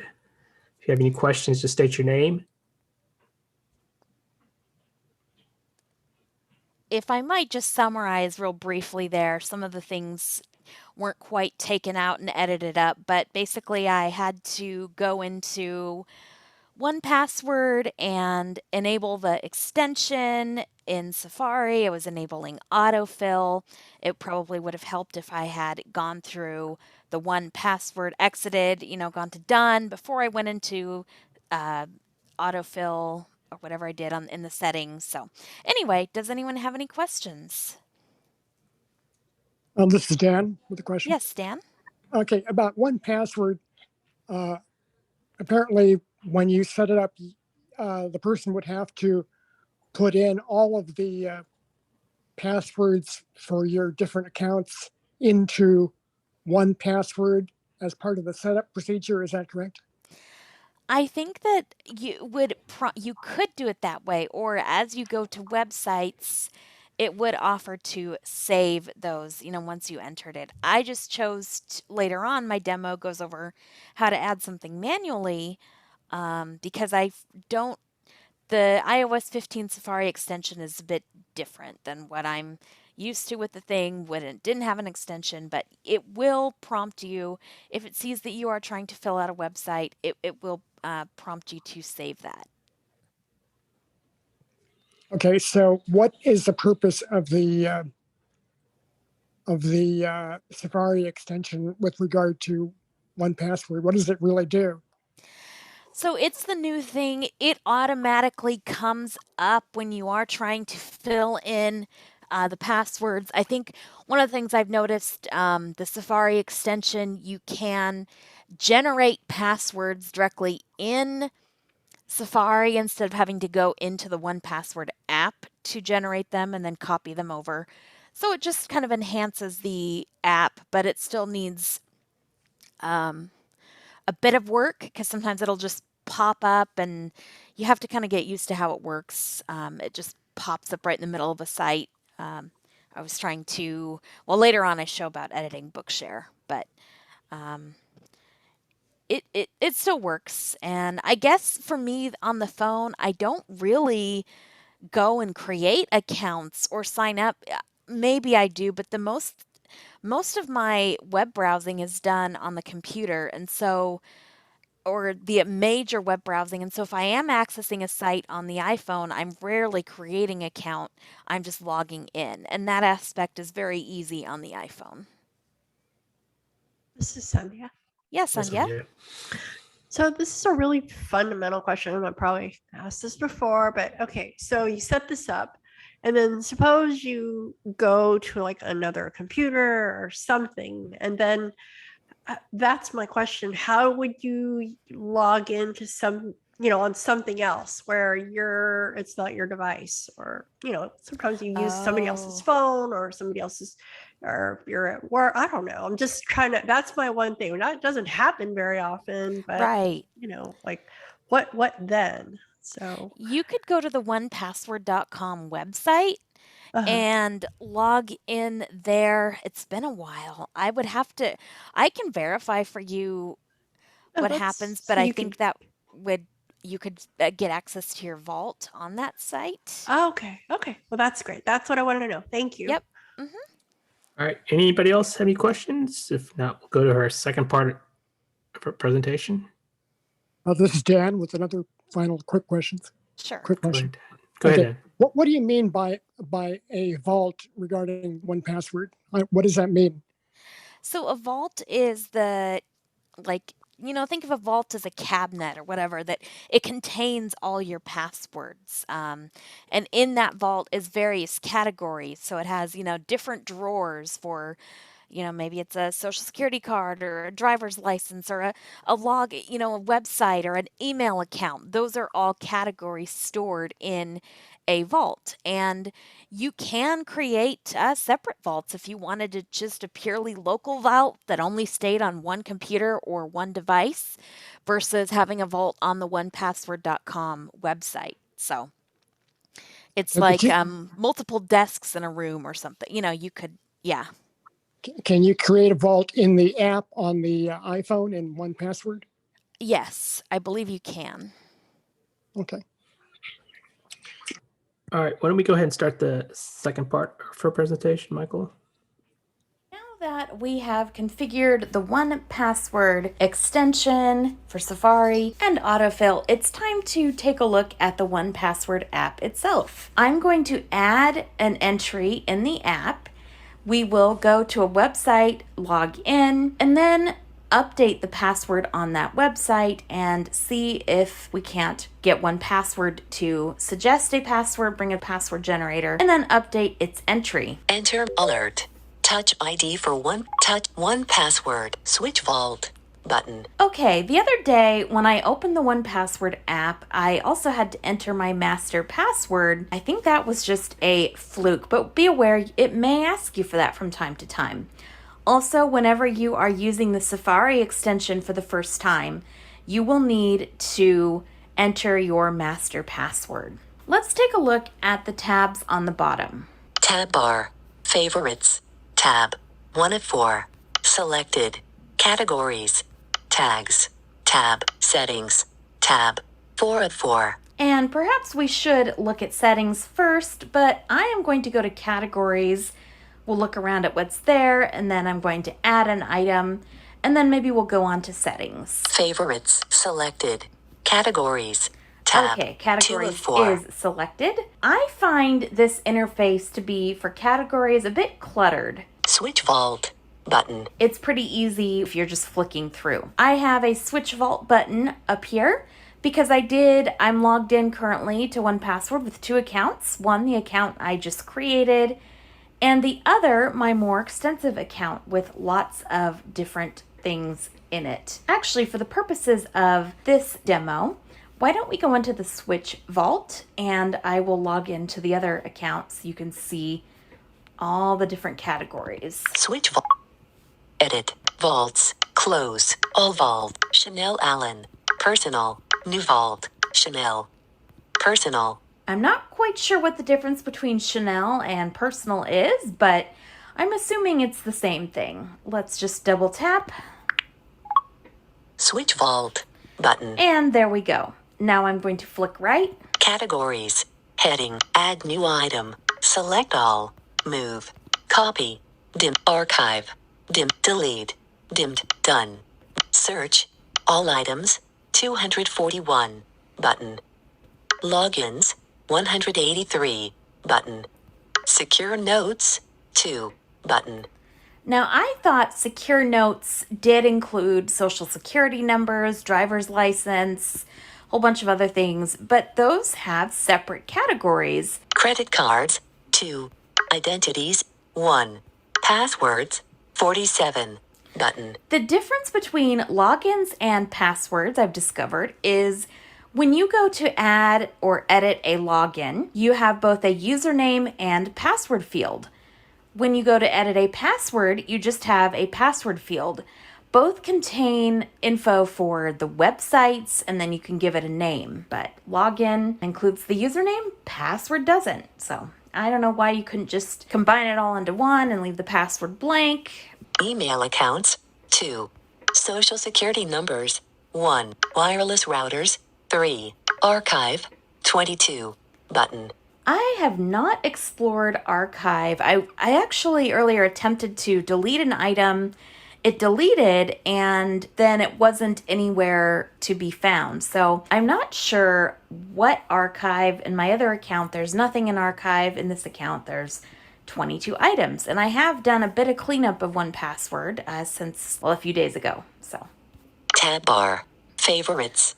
Tab. Okay. 1 of 4. So let's say Switch Vault. we wanted Search. to... Search field. One thing I like to use the search is if I'm in Safari, for instance, or if I open an app such as Spotify, Dexcom, whatever, 1Password may not recognize the app or the website link. It's pretty good at that, but occasionally it doesn't. We might want to use the search. And rather than going through each item line by line, entry by entry, I mainly just use this search. So I'm just going to search field is editing. Put in search. The word insertion point at start. Let's put in iBUG. Braille screen and orientation IBUG. I don't think you need a password for our iBUG Today site anymore, but portrait. Anyway, this iBUG. is just an example. Clear text. Cancel. Selected. Search titles. Button. Search everything. Button. 2 of 2. I might search everything if I don't remember the title. Best match. Heading. ibugtoday.com. janellum.allen@gmail.com. Button. Okay, and then right here, copy password. We could copy the password. Archive. We could archive it. Drag item. Activate. Default. We could also open the item and view the things there. All items. 241. Best match. Search selected. Cancel. Clear text. Clear text. Clear text. Search. Select. Move. Copy. Oops. Search. Heading. If you want to delete a password, you will need to find the select button. Select. Move. Copy. Archive. Delete. Done. Search feed. Cancel. Selected. Search titles. Button. Cancel. Let's get out of search first. Party popper. Welcome to 1Password. Follow these steps to get started. Button. Okay, this is an item we can delete. And so actually I forgot to move to the select button. Number sign. Select. Button. Select. But if number we then sign. We party popper. Right, welcome to 1Password. Tap. Follow these party pop 1Password 7. Button. Okay, that's kind of, I don't need that anymore. 98.6 The Mix Mail. Chanelle at Cap A. Academic Books. Allen ACB. Kmal ACB.O. ACB.O. Access to Care. Account.DocuSign. Adobe ID. Adobe Irby. All right, Adobe.com. lots of these things. Adobe.com. So, anyway, I'm not going to try to go find another one I can delete. But let's say we did, and we just Category, want to clear them all out. item, add new, select, move, copy, archive, delete, button. You can delete also by going into an item, choosing edit, and then delete would be down at the bottom. But delete, alert. Are you sure you want to delete 2 items? All of these items will be removed immediately. You can recover items for a limited time on 1password.com. Ah, that's how you recover things. All right. Cancel, delete, button. Categories, back button. Okay, I'm now going to switch over to my other vault so we can add Bookshare to it, because I want to show you how to add categories. An item. And we're going to go in and fill in the Bookshare website and then attempt to change the password. Category, categories, back button, category, all up, switch vault, button, switch, edit, vaults, closed, all vault, Chanelle Allen. Switch vault, okay. Button, category, add new, select all, move, cut, archive, delete, done, search, learn how to say, done. Identities, 1, archive, tab bar, logins, all items, 2. Sorry, I was looking button. For all. Select categories. Well, all right, that doesn't matter because I can still choose the category that I want. So really, if I'm adding something, you just need to find the add button. It doesn't matter where it's at. All item, add new item, add new, switch vault, select category, heading, cancel, personal vault, login, secure note, credit card, identity, password, document, API credential. Speaking of documents, you get 1 gig of free space with an account. Bank account, database, driver license, email account, medical record, membership, outdoor license, passport, reward program, server, social security number, software license, wireless router. That pretty much covers everything under the sun and then some. Let's just go back here. Select category, driver license, rows 1 to 11, login. Text field, text field, is editing, login name, word mode, insertion point at start. And the app gives several suggestions. I'm not sure if they're based, well, some might be based on history, but might be based more on things that people commonly use. We'll just flick through and... Next, Apple ID, AirAsia, Dropbox, Daily Mail, Danoa, Google, Facebook, YouTube, Gmail, Yahoo, Yoku, Amazon, Wikipedia, all right, we get Yahoo, the idea, but we're Gmail, not going to find Bookshare in here. Google, so I just want to cancel, go type button, in Bookshare. New login, save, personal vault, enter a name to filter the list. Text field, is editing, login name, word mode, insertion point, speaking rate, words, braille screen, orientation locked, dots, K, S, O, E. Because this is an account that Herbie and Space, I share. S, R, Ed, portrait, shared, next arrow, button. And to move around in this app for all the fields except the password one, you'll want to find and double tap on this next arrow. Text field, is editing, username, speaking rate, volume, sounds, language, container, headings, typing mode, misspelled characters, braille screen, or B.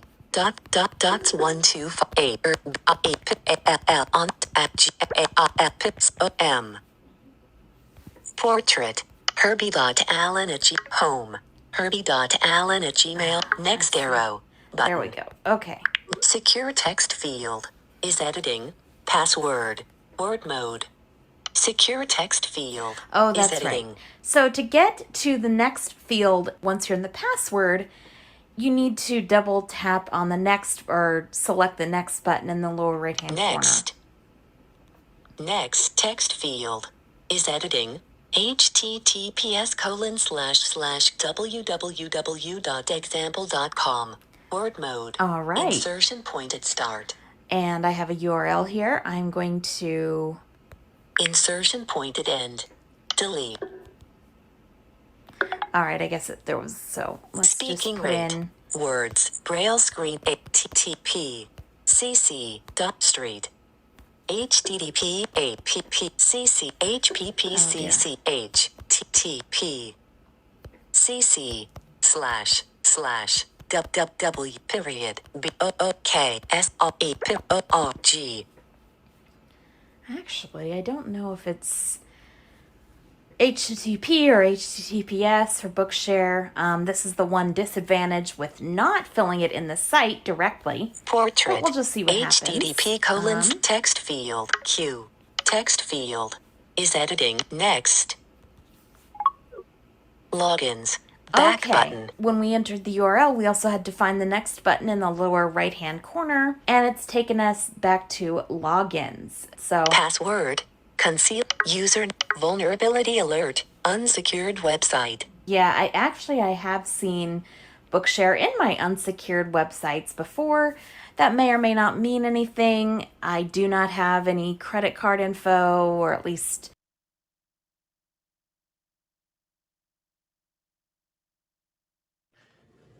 All right, let's go ahead and ask any questions that she covered in this section. Let's take if anyone's got any questions, please state your name.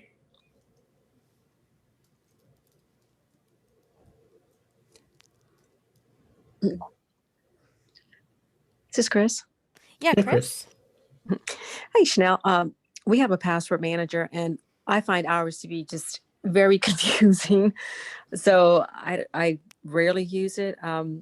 But so let me ask you, for OnePass, how you said is it a monthly fee or is it a yearly fee? I pay by the year, and so it's about $25 a year, I think, roughly. Okay, it's not bad. Thanks. Yeah. This is Sree. This is Greg. Oh. Go ahead, Greg. I just wanted to endorse one password. We went for years without just repeating variations of passwords, and we started using 1Password a couple of years ago. It is incredibly screen reader friendly. Yes. I think the individual is about $3 a month, and the family is about $5 a month. And the family, you can get up to 5 people, but it's just so nice being able to go from PC to Apple software. The other thing I was going to mention, the presentation has been excellent. There are a couple other resources I just wanted to make people aware of. Mystic Access has a tutorial that I think is about $40. But they really drill down on the 1Password for. They have a one on Android and iOS and Mac, and so that's a good resource. Another one, Jonathan Mosen did a podcast. I think it was. I looked that up this morning. I think it was episode 74. Sounds but right. Those are good resources too.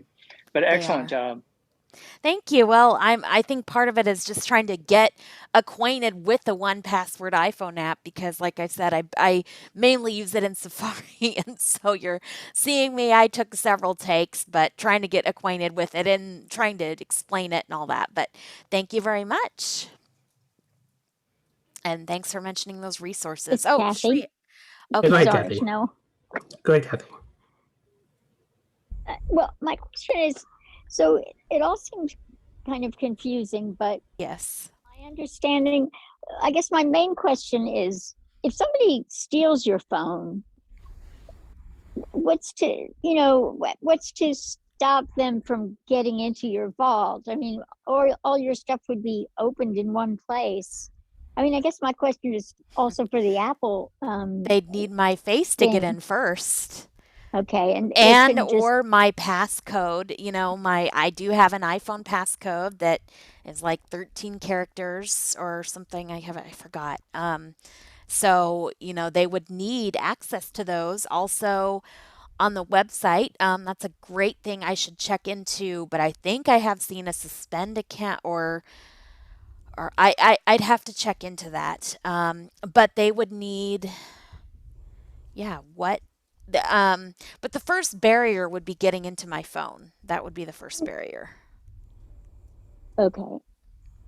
And so once you've done all this, like, would it have been easier to say you just gone into Bookshare from your, would one password come in and is it like an automatic thing that comes in when you need it, or do you have to? Yeah, it does. Okay. One thing I learned while doing this presentation, though, is if I try to change a password on a website and I have both 1Password and iCloud Keychain, they don't play nice together. So it's better to, if you're autofilling, one will prompt to save it, and the other, or the one that you haven't filled it from will say, do you want to save this password? But if you're trying to update, then it gets more problematic.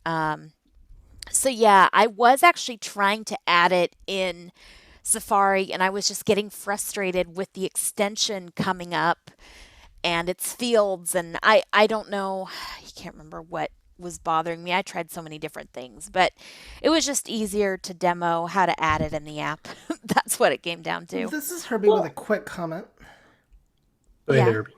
So, to Chanelle's point with the master password on your phone, even if you don't use an auto-generated password, let's say you make one up for yourself. Which I do for my primary account. Yes, but my point is, even for the master password on your phone, you should also make it, that one especially should also be encrypted. It should be at least 11 or 12 letters with letters, both capital and lowercase, upper, and numbers and punctuation as well. So again, let's say somebody was to steal your phone and it was unlocked and they decide that they want to hack into your keychain or 1Password, whatever. The first thing, like Chanelle said, they're going to have to decipher the passcode, but if you have an easy passcode, that's going to make it easier for them to steal your stuff. Whereas again, if you have a more complex one, even if something that you can remember that, but it's enough to fool a machine, then that's also going to help guarantee your safety as well. So the type of passcode you use on your phone is super important. And my 1Password master password is 28 characters. The one I use for my primary account. So, and I have that memorized.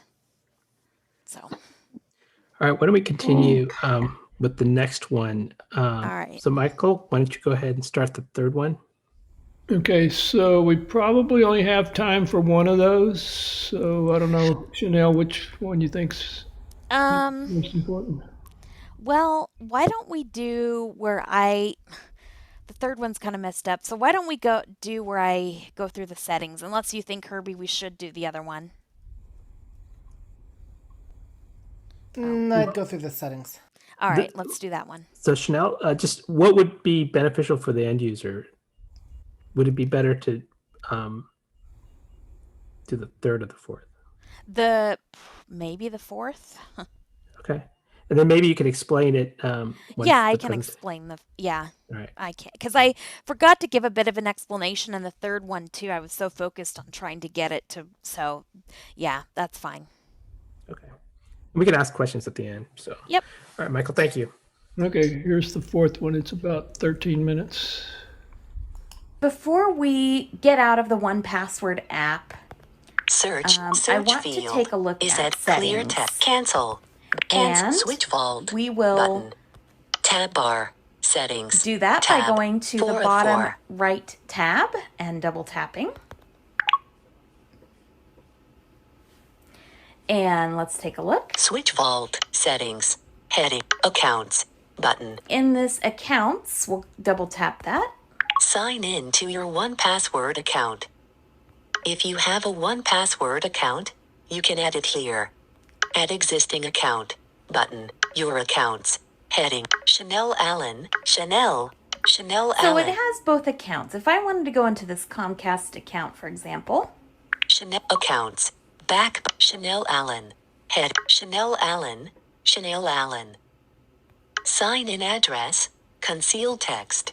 Email address secret key concealed text. Basically, then, you could use this app to sign in to another app, as I've talked about before, on another device, or copy the secret key or different things into a file if you needed to. Set up another device button. Yep, so here's a set up another device button. Subscription status. HTTPS. Subscribe now for $3.99. Subscription pricing details. Introductory price, $1.99 per month for the first 6 months. Regular renewal terms and conditions. Privacy policy. Okay, so I had canceled my trial. Like I said, on the website, you get that 14-day free trial. Let's go back and see what other settings there are to explore. Accounts. Back account. Accounts. Heading. Sign in to your settings. One more. Setting. Okay. Account. General. Button. Here's general. Change app icon. Button. Rich icons. Switch button. On. Icons for your logins and software licenses will be downloaded automatically. I'm not sure if that really makes a difference to download them or not. Markdown formatting. Switch button. On. Format secure notes using Markdown. So if you really have some important document and you're wanting to mark it up with headings and footnotes and all of that, I guess you could. Spotlight search. Switch button. Off. Item and vault names will appear in Spotlight search results even when 1Password is locked. I don't use Spotlight too often, so I don't know if that would be very useful. If I wanted to search for a password, I would just come into the app. Recently used items. 3. Stepper. It can show you the items you've recently used, maybe in just the categories and login. I don't know where it shows that. Decrement. Button. Increment. The number of recently used items that appear above your favorites. Well, there you go. That answers that. Tab bar. Favorites. Okay, so Tab not too settings. much to general. Back Let's button. go back. Setting. General. Vaults. Button. We have vaults. Always open to. Heading. All vaults. Select the vault you open to after launching 1Password. All vaults. 2 vaults. Button. Chanelle Allen. Heading. Personal. Button. New vault. Chanelle. Heading. Personal. Button. So I can choose. New vault. Enable standalone vaults. Enable standalone vaults, that's what I talked about, where you basically save them to Dropbox or iCloud or whatever, and they don't get updated until you resave the vault. So I don't really have an occasion to use those. A standalone vault named Primary will be created. This vault will not sync with or be backed up with your 1Password account. Changing the master password in the security preferences will apply to this device only, and not your 1Password account. There you go. Said it better than I could. Tab bar. Favorites. Tab. Now 1 of let's 4. see what other settings there are to explore. Settings. Back button. Setting. Vaults. Button. Security. Button. Security. Double tap. Lock now. Security. Heading. Lock now. All right. I guess that was the first item. That throws me off sometimes. I guess that you could lock it, and then the next thing you wanted to do in 1Password would need to be validated with the fingerprint or master password. Your master password will be required the next time you unlock 1Password. Lock on exit. Switch button. On. Auto lock. 10 minutes. Touch ID. Switch button. On. Touch ID will be required every time you leave the app or after 10 minutes of being unused. Watchtower. Switch button. On. Improve your security with Watchtower. Website vulnerability information will be refreshed daily and used to verify items in 1Password. Your website information is never transmitted to Watchtower. I think that the iPhone and Safari iCloud Passwords is doing a good job with password vulnerability. So iCloud is catching up to many of these password managers. Change master password. Please change your account password in settings greater than 1Password accounts. Clear clipboard. Switch button. On. Any field copied from 1Password can be automatically cleared from your clipboard after 90 seconds. Allow universal clipboard. Switch button. Off. Anything you copy in 1Password will be available on your nearby devices where you've set up universal clipboard. Actually, I think that could be useful. if I was on my Mac or whatever, Allow that, universal click. or if I had another device, I'm not signed into the same iCloud account on this and the phone that's being used for recording, but it could still be useful. On anything you copy, learn more. Conceal passwords. Switch button. On tab bar. Favorite All right, settings. now Back button. go back. Setting. Advanced. Let's button. take a look at advanced. Change app icon. Rich Oh. icon. Icons for your markdown format. Format No, settings. okay. Back button. Sorry. Setting. I thought that was general. Advanced. Accounts. Button. Advanced. Button. Vaults. Password autofill. Button.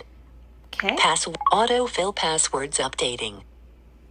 Show usernames and websites. 1Password will show usernames and websites above the keyboard when you use autofill. Switch button. On. Yep. that's what we Auto want. copy one-time passwords. 1Password will automatically copy one-time passwords to the clipboard when you select a login for autofill. This feature requires notifications. Auto copy one-time passwords. 1Password will automatically copy one-time passwords to the clipboard when you select a login for autofill. This feature requires notifications. Switch button. On. Tab bar. Favorite. Okay, I guess Auto that was copy. it. Show usernames and websites. What settings? Settings. Back button. All Setting. right. Accounts. Button. Apple Watch. Button. You can use 1Password on your Apple Watch. I don't have too much experience with that. We can look at the settings, but Enable Apple Watch. Switch button. Off. Enabling Apple Watch allows you to add items of your choosing to your watch. These items will be stored in the Apple Watch Keychain. Tap Learn More to understand the security implications of adding items to Apple Watch. Learn more. Tab bar. we won't worry Settings. about that. Back setting. Advanced. I may have it enabled on my other device, but again, I don't really use it on the watch, so it's not that necessary. Advanced. Safari extension. Button. Require authorization after 1 day. Button. After 1 day of inactivity, you will be prompted to unlock 1Password for Safari. Get started. And getting started takes you to the 1Password website, where they tell you how to set up the extension and how to use it to fill in passwords and so forth. Settings. Back setting. 1Password browser. Button. Okay. You can activate the 1Password browser by tapping on a web address in an item or pressing and holding the tab bar at the bottom of the screen. Heading. User agent. 1Password. Button. Selected. Safari, iPhone. Safari, iPad. This can try to replicate or whatever different websites. I don't know. I haven't messed with the 1Password agent too much. I'm just going to get out User of that. agent. Changing the user agent may help in cases when a website does not load. If changed, you will need to close the current browser tab. Prompt to open websites. Switch button. Off. If there's a web address on the clipboard, 1Password will ask if you'd like to open the website in the 1Password browser. Clear web data. Tab bar. Favorites. Okay. Settings. Setting. Apple Watch. Notifications. Button. And we can get Advanced. notifications. Let's see. Notification. One-time passwords. Switch button. On. When a one-time password is automatically copied to the clipboard. Vault access. Switch button. On. When your access to a vault changes. Watchtower alerts. Switch button. Off. On. When a website that you have an account for has been added to Watchtower. That could be useful Tab bar. or annoying, Favorites. depending on how frequently you get the notifications. Settings. Setting. Version 7. Review 1 Advanced. Button. Notifications. Advanced. So there's also Button. advanced here at the What's end. new? Get help. Visit our support page. Service terms of much privacy. Sign up for our newsletter. Visit our get help. What's new? Help. Settings. Settings. Back button. Okay, that's just some info about the app. So Setting. Fuzzy logic 2. Advanced. Advanced. Button. Advanced. Button. Switch Vault. Settings. Advanced. Advanced. Help. Wow, all these controls are reading funny, but that's okay. I am now going to switch vaults and download the Spotify app and log into that with 1Password so you can see how logging in an app works. It should be pretty straightforward. Switch Vault button. Okay, I now have the Spotify Alert. Spotify would like to send you app notifications. open, and the purpose of opening the app is mainly just to show you can log in to an app. Don't allow. But Using Spotify. 1Password. What's new? Spotify. Millions of songs. Sign up free. Continue with Google. Continue with Facebook. Continue with Apple. Login. Login. Heading. Email or username. Email or user. Enter your email or username. Text field. Enter your email or for Spotify.com. 1Password. CHM. Allen 2011. What I did is slid my finger on the keyboard above the O, and there I found the 1Password thing. So it's very easy, just like using iCloud Keychain. And alert. Touch ID to use password. Enter a password for your account. Secure text field. Is editing. 19 characters. Show your password. Login. Button. And there we go. Tab bar.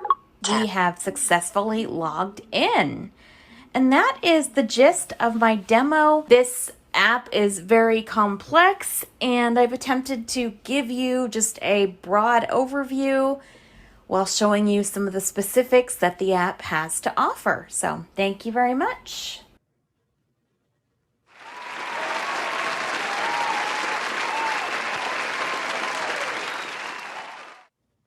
All right, thank you, Chanelle. That was very good.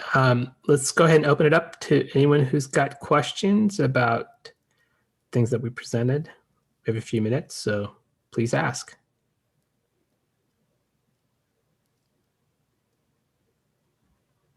And Sandhya, if you could just mute everyone. You mean Unmute, sorry. Yep, they're all ready to go. Yeah, Herbie. So there's one thing with 1Password I'm confused about, Chanelle. Going back to the first part of your demo, when you found it in the App Store, why was it saying 0 stars? I was wondering that myself. That's why I went into the app to double check. I've seen apps do that before. So I'm not sure, but that's an interesting question because, yeah. Just while I'm thinking about it real quick, and that other part, I basically, in order to generate a password for Bookshare, I had to go to the address bar. Previously, I was used to 1Password making a suggestion as soon as I entered the field, and I could have just been getting confused with what happens on my computer, or maybe with the 1Password Safari or before I had the Safari extension. So anyway, before even going into the field, it's important to go to the address bar, go to page settings, and then 1Password is its own button in there. You double tap that. You see a few unlabeled buttons, but then you do find a generate password. And I may have it, I can't remember if it was there right away, but when I went to an AppleVis site today to try to change my password and replicate whatever, I found that I had to go to generate password. So anyway, and then you get a generator where you can use a smart password where it tries to come up with a password based on the requirements of the site, or a random password, or it can even use words as password, like create a phrase, a passphrase or whatever. So I choose random, and I can choose how many characters I want, whether I want symbols, letters, and numbers. I think on the computer, I can choose whether I want to use ambiguous characters as well. So anyway, that's the gist of generating a password. All right, and then I do actually have a question for you, Sree. Yep. You were talking about how long it takes to decrypt a password. Have you seen any articles that take into consideration somebody could be using a Mac with the latest chips and all that, and if that would factor into the timing? You're talking about with the M1 chip to see if it goes any faster? Yeah, if somebody's using an M1X chip, to try to decrypt the password, would that does that change things? The article that I read, and I try to do some of these things on, obviously I don't have the M1 Mac, but I tried it with mine, and a lot of these came back with, once it reaches the 12 characters, it was basically going for a long period of time. I didn't find an article that said they tested this with the M1 chip, but the rule of thumb is once it gets to about the 12 characters, the amount with the current technology that we have, it takes a long time.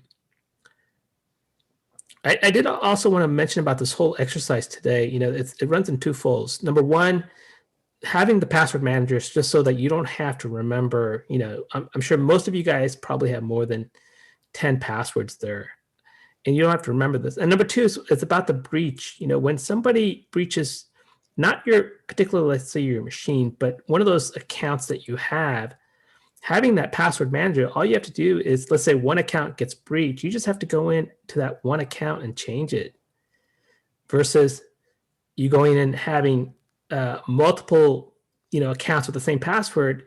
That hacker is going to be trying all different sites with these technologies that they have. So you want to be very smart, and here's some tools to make your life a lot easier. Any other questions? This is Sandhya. Yes, Sandhya.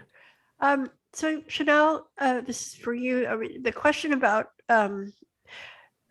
using Keychain versus the 1Pass. I mean, so do you use both? You said they don't play well. I know that was in the context of updating or something, but right. Do you use both, or what do you Well, do? I've started to because of the 1Password extension for Chrome and Windows, but the thing I don't like with that is every time you want to use the extension, you have to enter a code that is randomly generated, and that's fine, but then I have to go into the other window, find the code.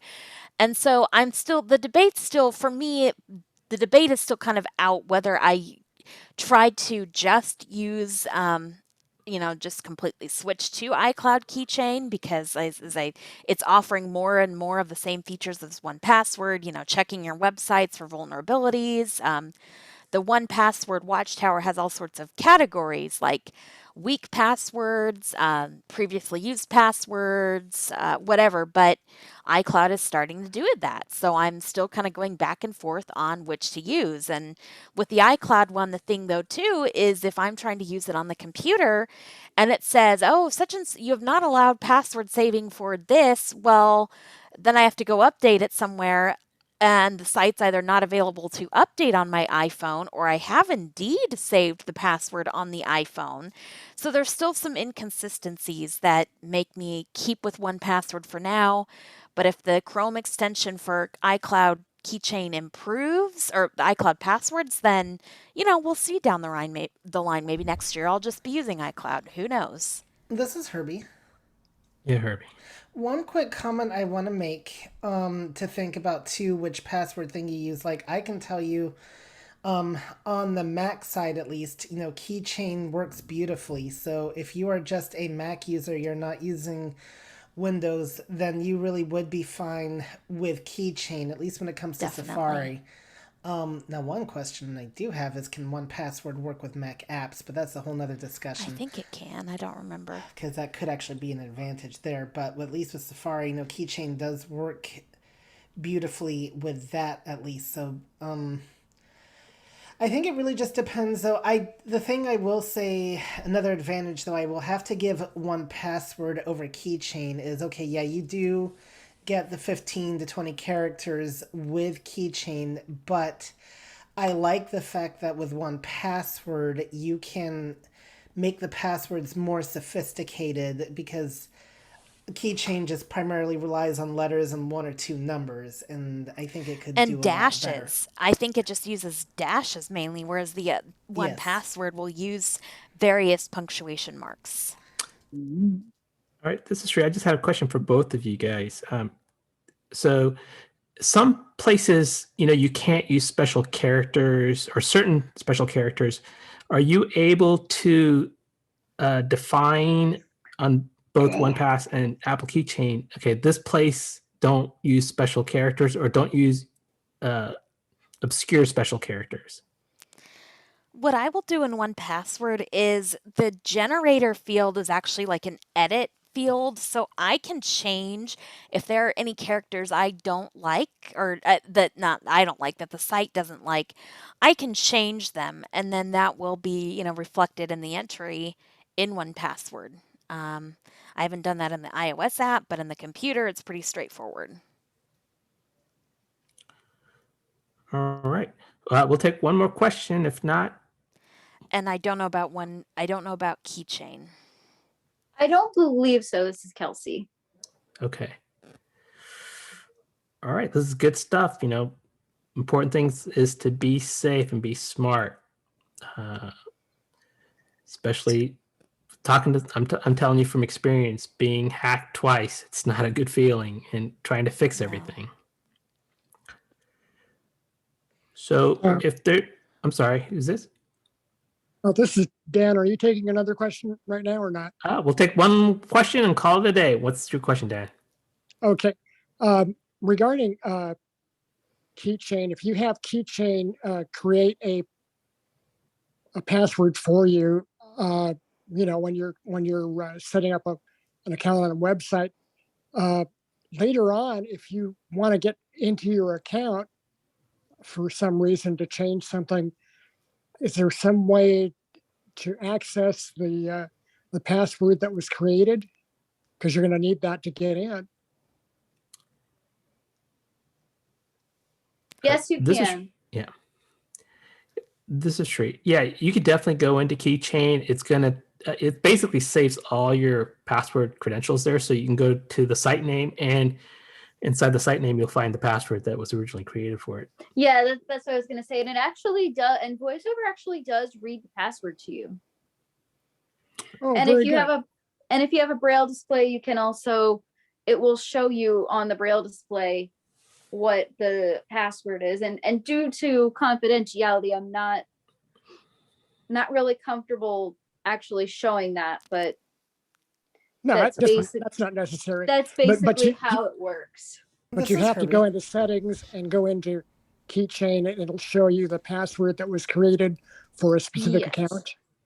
Okay. Yes, and you'll have to, once you double tap on passwords, you will have to, if you're using Face ID or Touch ID or whatever biometric authentication you're using, you'll have to use that to get into your stored passwords. But otherwise, yes, you can view all your passwords. All right, Herbie, last question, then we got. This is just a real comment, so I want to make sure, because you kind of guys talked across purposes. So Dan, when you go into settings, it's not your Keychain is what you'd look for Keychain, like if you were actually trying to turn it on. But to see your passwords, it's actually called passwords, and it's there in settings. So okay, thank you. Look for the word passwords, not for Keychain. I wanted to clarify that. And another thing, if you're on the website and you need to fill in that password, the autofill field is right above like your U and I keys on the keyboard. So that's why we talked about sliding my finger up, and that's the case for 1Password or iCloud Keychain. All right. Well, I appreciate Kelsey and Chanelle for doing this presentation. It's definitely very important, and I hope everyone who joined today got some good information out of it. Michael and Sandhya, do you have any final comments? Yeah, this is Sandhya. It was awesome and pretty scary, and I have some work to do. So thank you so much. Thank you all. Thank you. Yeah, great job, you guys. Thanks everyone for sticking with it. All right. All right, we'll call it a day, and everybody be safe and enjoy your holidays. Yep. Thank you. All right, Good thank night. you. Bye. Bye.